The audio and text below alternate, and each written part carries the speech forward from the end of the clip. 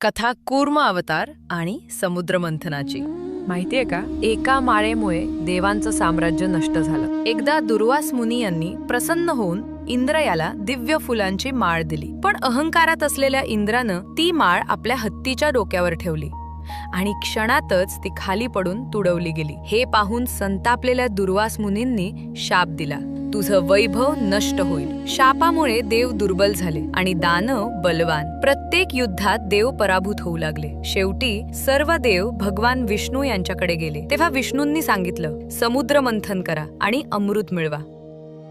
देव आणि दानवांनी मिळून मंदार पर्वत आणि वासुकी नागाच्या साह्यानं मंथन सुरू केलं, पण पर्वत बुडू लागला। तेव्हा विष्णूंनी घेतलं कूर्म अवतार आणि समुद्राच्या तळाशी पर्वताला आधार दिला।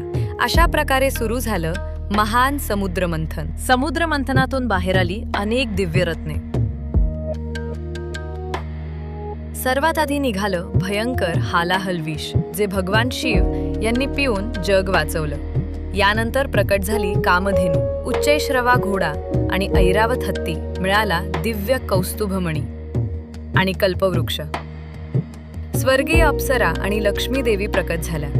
निघाला चंद्र, शंख आणि वारुणी देवी। शेवटी प्रकट झाले धन्वंतरी, अमृताचा कलश घेऊन।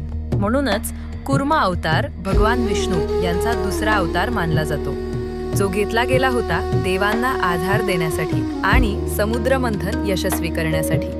अशाच पौराणिक कथा पाहण्यासाठी चॅनल लाईक, शेअर आणि सबस्क्राईब करा।